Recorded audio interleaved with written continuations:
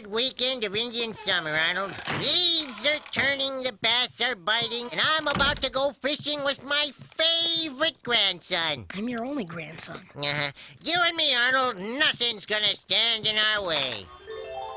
Mitzi! Are you going to stand there catching flies, or are you going to take my bag? This must be Arnold. How do you do, kid? I'm Mitzi. Yeah, fine. Nice to meet you, too. We're just leaving on a long fishing trip. I'll let myself in. Where's Gertie? You still married? She's still alive? Grandpa, who's Mitzi? I'm his sister. You have a sister?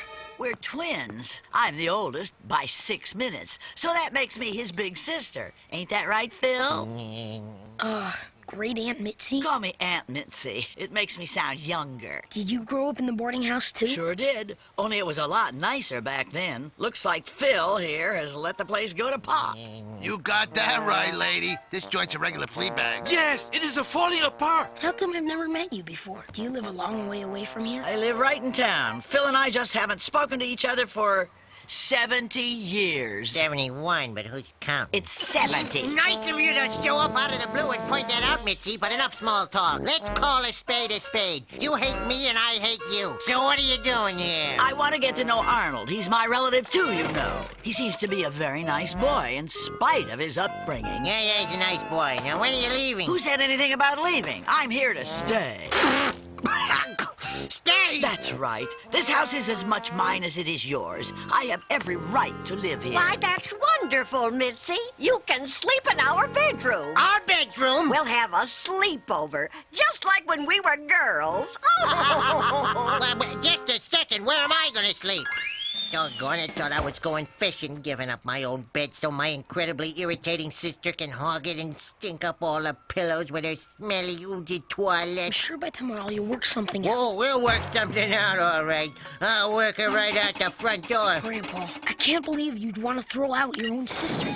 I have no sister. As far as I'm concerned, she's dead to me. Grandpa, you're not even making sense. Look, Arnold, I haven't spoken to her since November 13th, 1927. What happened on November 13th, 1927? I have no idea. Go to sleep. Well, you're gonna have to start speaking to her. She's moving in with us. She said so.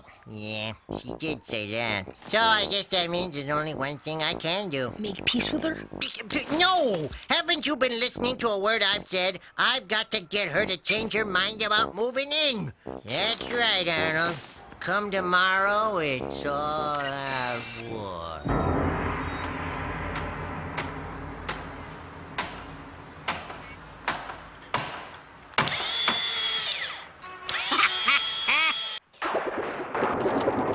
What the?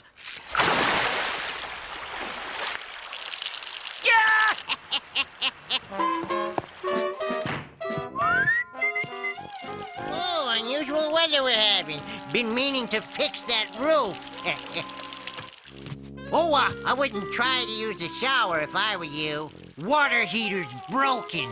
You can take a cold sitz bath in the bidet, though, in the basement. Have it your way, smart guy. Fell for it. What a sap.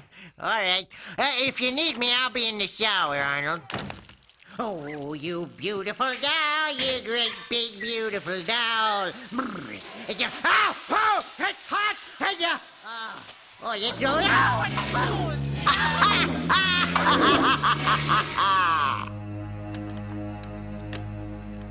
What the heck do you think you're doing? Oh, just setting out the traps again like I do every morning. We've got a real rat problem, you know. You don't say. Oh, yes. Oh, big one with little tiny yellow teeth. Eek! Phil, get in here quick! What in the...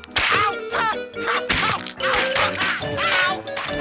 Hello, boys. Hey, what was all that racket? Oh, just the mousetraps. Mousetraps? Are the mice in the boarding house? No mice, just a big fat rat. Not a word from any of you.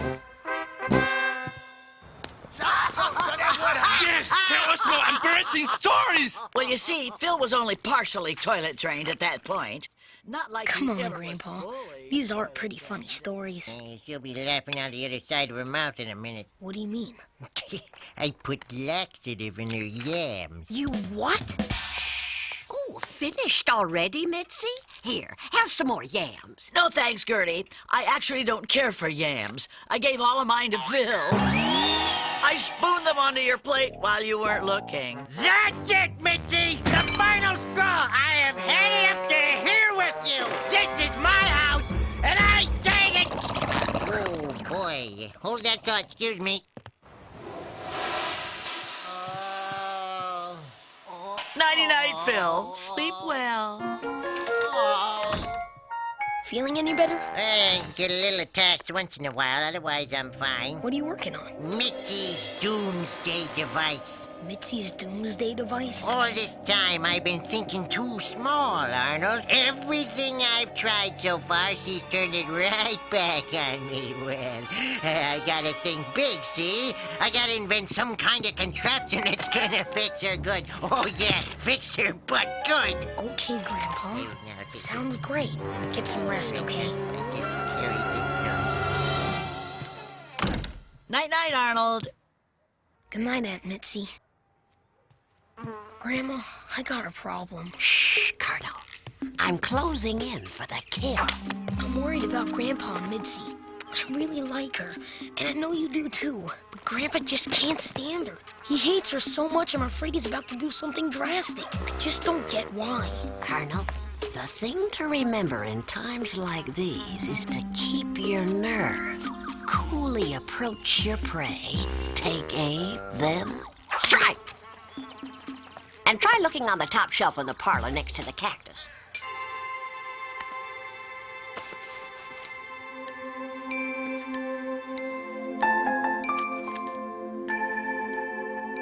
Pooter.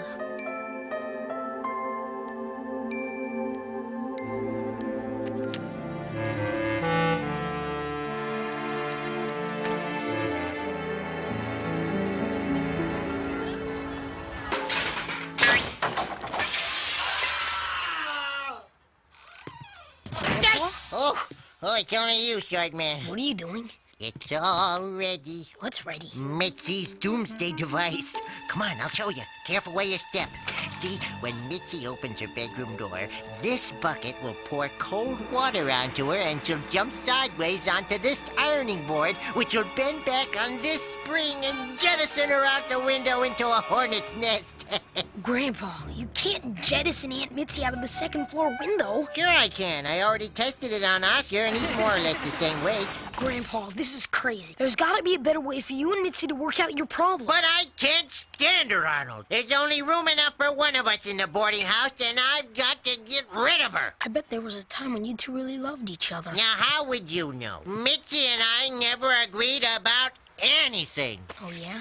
What about Pooter? Oh, look, it's Pooter. And Mitzi. Must be some neighborhood kid. Come on, Grandpa. That's Mitzi. Look at the two of you. Look how happy you were together. You guys look like you got along great. Oh, our old mutt Pooter. What a wonderful dog. Smart as a whip. We took him everywhere. Throwing sticks in the park till it was too dark to see anymore. And giving him baths in the backyard. And taking him to the seashore. Remember how he used to gas up the car on the way back from the beach, and Dad would say, "Jump into your Jehoshaphat! Who let one?" Yeah. Whatever happened to him? Well, we kept him in the backyard, and one day he got out. And Phil and I went out looking for him. We looked all over the neighborhood, calling his name until dark. And when we finally found him, he'd been hit by a milk truck. We took him to the vet, but they couldn't help him. They had to put him to sleep on November 13th, 1927. It was your fault, Phil. You were supposed to fix that gap in the fence. I did fix the fence. You were supposed to fill in that hole he dug. I did fill in the hole. It wasn't my fault. It wasn't my fault either. Grandpa, Aunt Mitzi, it sounds like it was an accident. Pooter just got away, and neither one of you could have done anything about it. It wasn't anyone's fault. You both loved that dog. And it sounds like you were really, really hurt when you lost him. Yeah, so much so that we stopped talking to each other for 70 years. 71. Come on, you guys. Aw, Mitzi, I'm sorry for being so mean and trying to get rid of you. And I'm sorry for telling all those embarrassing stories. Look, Mitzi, if you want to stay here, you can stay. Gee, Phil, you really mean that? Yep. You stay as long as you want, sis. Ha! Are you kidding? I'd never move into this flea bag. I just wanted to hear you actually invite me. Now that you have, I'm ready to go home. I'll get packing. Oh, Mitzi, wait! It's a trap!